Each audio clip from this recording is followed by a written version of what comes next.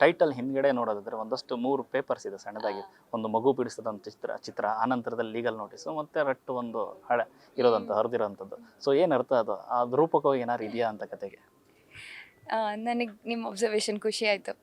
ಖಂಡಿತ ಅದು ಡೈರೆಕ್ಟ್ಲಿ ಕತೆಗೆ ರಿಲೇಟೆಡು. ನನಗೆ ಒಂದು ಟೈಟಲ್ನು ಕೂಡ ಹಿಂಗಿರಬೇಕು ಅಂತ ಯೋಚನೆ ಮಾಡಿರೋದು, ಸುಮ್ಮನೆ ಅಂತ ಅಲ್ಲ.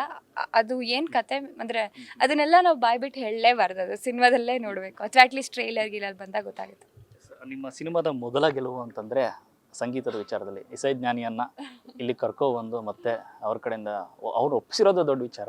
ಸೊ ನೀವು ಮೊದಲ ಬಾರಿಗೆ ಅವ್ರ ಮುಂದೆ ಕೂತು ಈ ಥರ ಸಿನಿಮಾ ಮಾಡ್ತೀನಿ, ನಿಮ್ಮ ಕಡೆಯಿಂದ ಸಂಗೀತ ಬೇಕು ಅಂದಾಗ ಅವ್ರ ಕಡೆಯಿಂದ ಬಂದಂಥ ರೆಸ್ಪಾನ್ಸ್? ನಾನು ಫೋಟೋ ತೆಗೆಸ್ಕೊಳ್ಳೋಣ, ಒಂದು ನಮಸ್ಕಾರ ಮಾಡಿಕೊಂಡು ನನ್ನ ಜೀವನದಲ್ಲಿ ಈ ಥರದ್ದು ಒಂದು ಗಳಿಗೆ ಬಂದಿದೆ ಅಂತ ಅಷ್ಟೇ ಅಂದ್ಕೊಂಡು ಹೋಗಿದ್ದು ಚೆನ್ನೈಗೆ. ಬಟ್ ನನ್ನ ಟೈಮ್ ಸರಿ ಇತ್ತು ಅಂತ ಕಾಣುತ್ತೆ. ಅವರು ಭಾಳ ಒಳ್ಳೆ ಮೂಡಲ್ಲಿದ್ದರು. ಮತ್ತು ನನ್ನ ಕತೆ ಅಗೇನ್ ನಾನು ಎಲ್ಲ ಕ್ರೆಡಿಟ್ ಈ ಕತೆಗೆ ಕೊಡೋದು. ಯಾರೂ ಕತೆ ಇಷ್ಟ ಆಗಲಿಲ್ಲ ಅಂದರೆ ಒಪ್ಕೊಳ್ಳೋದಿಲ್ಲ, ಅಟ್ಲೀಸ್ಟ್ ಪ್ರೊಫೆಷ್ನಲ್ಸು.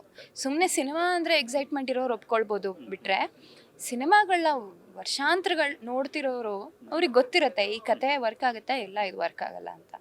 ಸೊ ಅವ್ರಿಗೆ ಕೇಳಿದ ತಕ್ಷಣ ಏನೋ ಒಂದು ಕನೆಕ್ಟ್ ಆಯಿತು. ಆಮೇಲೆ ಒಂದು ದಿವಸ ಟೈಮ್ ತೊಗೊಂಡ್ರು, ಅವ್ರ ಮ್ಯಾನೇಜರಿಂದ ಓಕೆ ಬಂತು. ನನಗೆ ನಂಬೋದಕ್ಕೆ 1 ವಾರ ಬೇಕಾಯಿತು. ಬಟ್ ಅವ್ರಿಗೆ ಇಷ್ಟ ಆಗಿದೆ ಅಂತ ಅಂದರೆ, ಅವರು ಒಂದು ನಮ್ಮ ಸಾಥ್ ಕೊಡ್ತಾರೆ ಅಂತ ಅಂದರೆ, ಈ ಸಿನಿಮಾನ ಏನಾದರೂ ಮಾಡಿ ಕಂಪ್ಲೀಟ್ ಮಾಡಬೇಕು, ಇದಕ್ಕೆ ಬೇಕಾಗಿರೋ ಎಲ್ಲ ತಯಾರಿ ಮಾಡ್ಕೋಬೇಕು ಅಂತ ನನಗೊಂದು 50% ಬಲ ಬಂತು. ಸೊ ಅವ್ರ ಮುಂದ್ಗಡೆ ಕೂತಾಗ, ಯಾಕಂದರೆ ಒಂದು ಹಾರ್ಮೋನಿಯಂ ಇಟ್ಟು ಅವ್ರ ಪಕ್ಕದಲ್ಲಿ ಕೂತಿರೋ ಒಂದು ಫೋಟೋ ಇದು ತುಂಬ ಚೆನ್ನಾಗಿದೆ ಆ್ಯಕ್ಚುಲಾಗಿ. ಸೊ ಅವರು ಡೆಬ್ಯೂ ಡೈರೆಕ್ಟರ್ಗೆ ಯಾರಿಗೆ ಮ್ಯೂಸಿಕ್ ಮಾಡಿರೋದೆಲ್ಲ ಸೂಪರ್ ಡೂಪರ್ ಹಿಟ್ ಸಿನಿಮಾಗಳು. ಆ ಲೆಕ್ಕಾಚಾರ ನೋಡೋದಾದ್ರೆ ಹೇಗಿತ್ತು ಅಂದ್ರೆ, ಯಾಕಂದರೆ ಕನ್ನಡ ಅಂತಂದ್ರೆ ಅವ್ರಿಗೊಂದು ಪ್ರೀತಿ ಇದೆ, ಯಾಕಂದರೆ ಸಾಕಷ್ಟು ಸೂಪರ್ ಹಿಟ್ ಸಿನಿಮಾಗಳನ್ನು ಕೊಟ್ಟಿದ್ದೀರಾ, ಹಾಡುಗಳು ಕೊಟ್ಟಿದ್ದೀರಾ, ಅಣ್ಣವ್ರಿಂದ ಹಿಡಿದು ಇಲ್ಲಿ ತನಕ ಸಾಕಷ್ಟು ಸಿನಿಮಾಗಳು.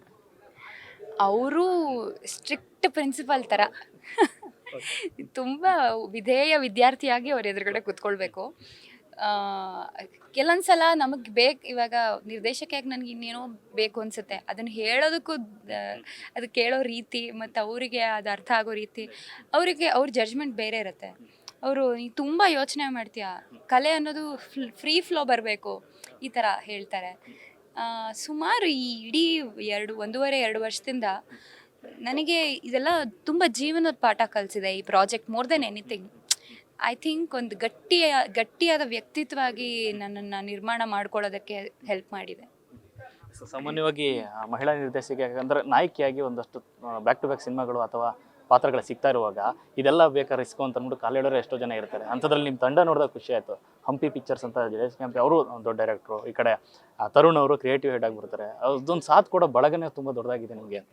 ಇಲ್ಲ, ನನಗೆ ಅದೇನೇ ಅನಿಸ್ತಾ ಇರೋದು, ನನಗೊಂಥರ ಯೂನಿವರ್ಸ್ ಕಾನ್ಸ್ಪೈರ್ ಮಾಡುತ್ತೆ ಅಂತ ಹೇಳ್ತಾರಲ್ಲ, ಇದು ತುಂಬ ಚಿಕ್ಕ ಡ್ರೀಮ್ ಆಗಿತ್ತು. ಅಂದರೆ 1.5 ವರ್ಷದ ಹಿಂದೆ, 1.5-2 ವರ್ಷದ ಹಿಂದೆ ಅದನ್ನು ಬಾಯ್ಬಿಟ್ಟು ಹೇಳಿದ್ರೆ ನನಗೆ ನಗು ಬರುತ್ತಾ ಇತ್ತು, ಯಾರ ನಂಬ್ತಾರ ಅಂತ, ಇದು ವಿಲ್ ದಿಸ್ ಹ್ಯಾಪನ್ ಎವರ್ ಅಂತ.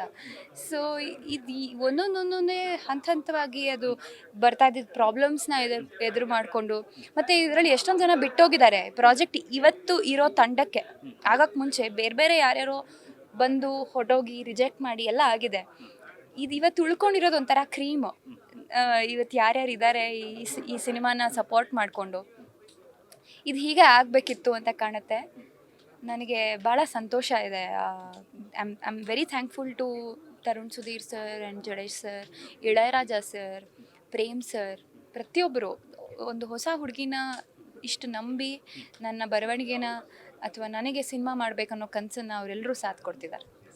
ಕೊನೆಯದಾಗಿ ಇನ್ನು ಕಲಾವಿದರ ವಿಚಾರದಲ್ಲಿ ನೋಡಿದ್ರೆ, ಈ ಕಡೆ ಪ್ರೇಮ್ ಸರ್ ಮತ್ತು ಗೋಲ್ಡನ್ ಸ್ಟಾರ್ ಅವರು ಮಗನ್ನ Ganesh sir, of course golden star Ganesh sir, ಅವ್ರ ಮಗನ್ನ ನಮ್ಮ ಸಿನಿಮಾದಲ್ಲಿ ಆ್ಯಕ್ಟ್ ಮಾಡೋದಕ್ಕೆ ಕಳಿಸ್ಕೊಟ್ಟಿದ್ದಾರೆ. ಈ ಪಾತ್ರ ಮತ್ತು ಈ ಕಥೆನ ತುಂಬ ಇಷ್ಟಪಟ್ಟು. And is a such a nice father.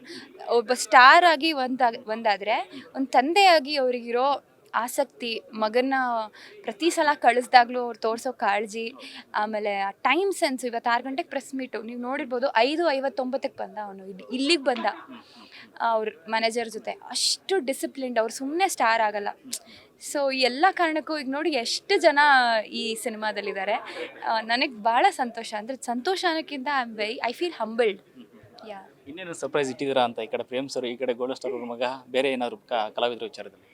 ಆ, ಕಲಾವಿದರ ವಿಚಾರದಲ್ಲಿ ಇನ್ನೊಂದು ಸ್ವಲ್ಪ ಜನ ಇದ್ದಾರೆ, ಬಟ್ ಕಲಾವಿದರನ್ನ ನೋಡಿ ಖುಷಿ ಪಡ್ತೀರಾ, ಬಟ್ ಸಿನಿಮಾದ ಸೀನ್ಗಳು, ನಮ್ಮ ಕಂಟೆಂಟು ಇದ್ರ ಮೂಲಕ ಸರ್ಪ್ರೈಸ್ ಮಾಡಬೇಕು ಅಂತ ಇದ್ದೀವಿ.